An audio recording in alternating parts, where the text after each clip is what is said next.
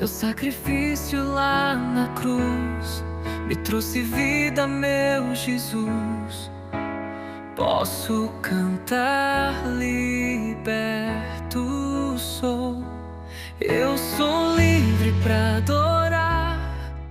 Graça e paz do Senhor Jesus a todos, bem-vindos novamente ao canal Palavra de Deus Diária. Meu nome é Roselena Patelli e nós continuamos aqui com os nossos estudos maravilhosos, cada dia aprendendo um pouco mais com o Senhor, com essa palavra poderosa, preciosa, que nos ensina princípios e princípios que devem estar muito firmes no nosso coração.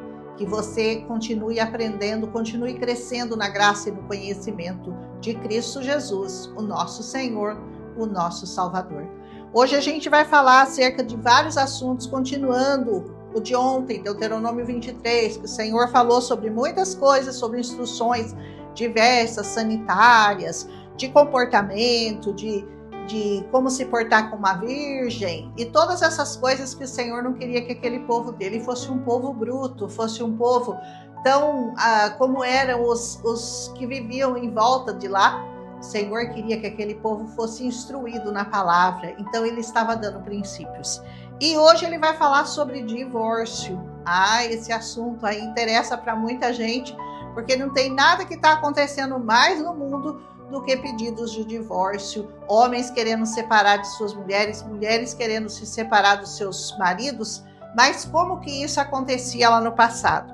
Essas instruções é porque Moisés não queria que houvesse entre eles, então ele estava instruindo aquele povo porque ele não queria que fosse ficar debatendo sobre diversos assuntos com ele toda vez que tivesse um problema. Então ele já foi instruindo sobre assuntos polêmicos na época, que são polêmicos até hoje, verdade? Primeiro diz sobre o divórcio.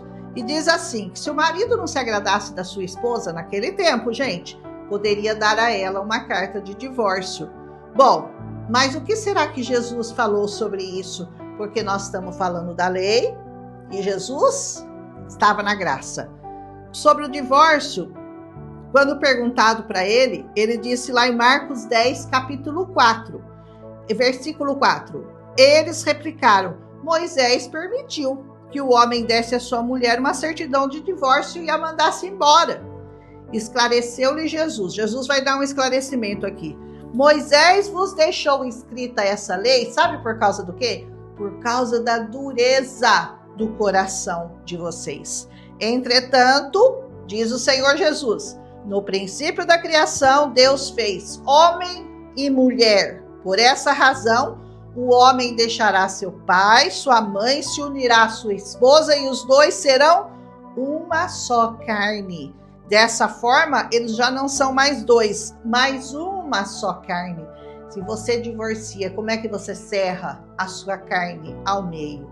É mais ou menos o que você faz no reino espiritual quando você se divorcia. Portanto, o que Deus uniu, não o separe o ser humano. Se você quer seguir o Novo Testamento, e esse é baseado no ensinamento de Jesus Cristo, você não deve se apartar, se separar, se divorciar do seu marido ou da sua esposa. E o ensino não para por aí. Mas eu vou deixar para falar isso quando a gente chegar lá em Marcos, porque a gente vai chegar lá. Então tem mais instruções do Senhor Jesus com relação à união de duas pessoas, mas a gente vai deixar para falar isso mais para frente. Mas se você está procurando uma brechinha na Bíblia para você se separar da sua esposa, pode parar, você não vai encontrar. Faça por você mesmo, faça com dolo, com consequência sua. Coloca Jesus nesse negócio. E continua dizendo que no caso do primeiro, se o primeiro marido resolvesse querê-la de volta, eu devolvi, mas agora me arrependi, quero trazer ela de volta, ele também não podia, caso ela já tivesse tido outro marido. O versículo 5 também diz que um homem não precisaria ir à guerra no primeiro ano que ele estivesse casado. Sabe por quê?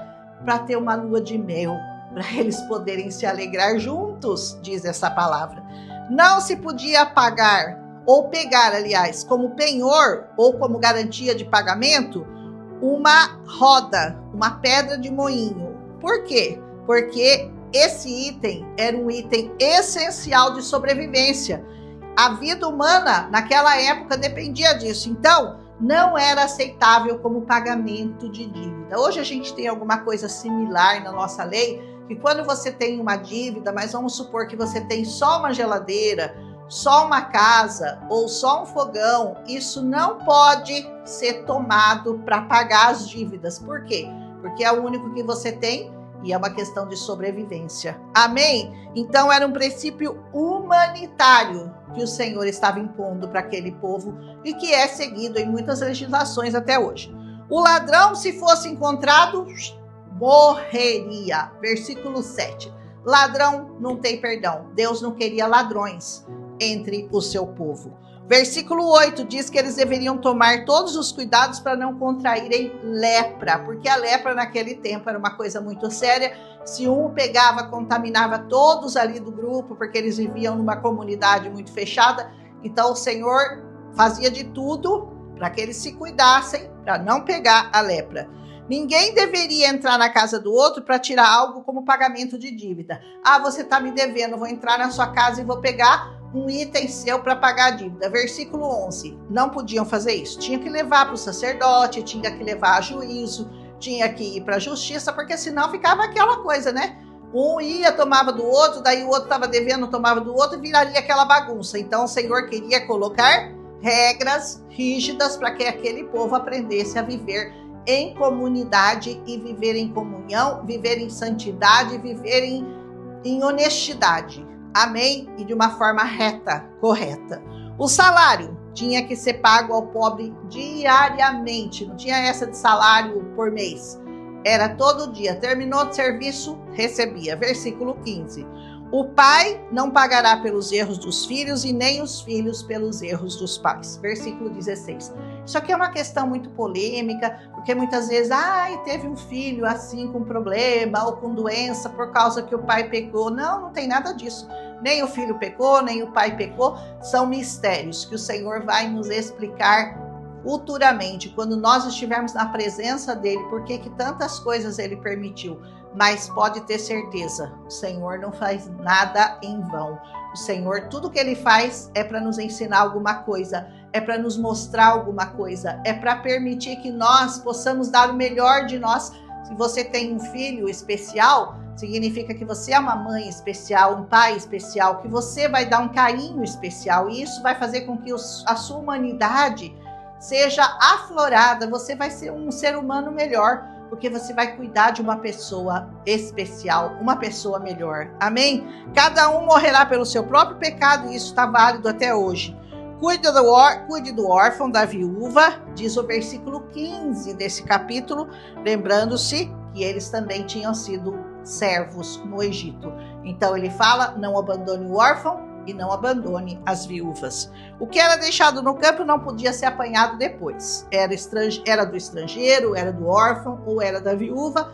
Nós já comentamos sobre isso, que quando alguma coisa caía, eles não pegavam. Versículo 16. Já falamos sobre isso no livro de Ruth. Nós vamos falar muito especificamente sobre essa lei, de que o que caía tinha que ser recolhido pelo órfão, pelo estrangeiro, pela viúva, pelo necessitado, pelo pobre, e não podia ser apanhado por eles. Também o que sobrasse na oliveira, depois de ela ter sido sacudida, servia para o órfão, para a viúva e para o estrangeiro. Então sacudia, o que não caía ficava lá para que os pobres, os órfãos, os necessitados pudessem desfrutar. Está no versículo 20 isso.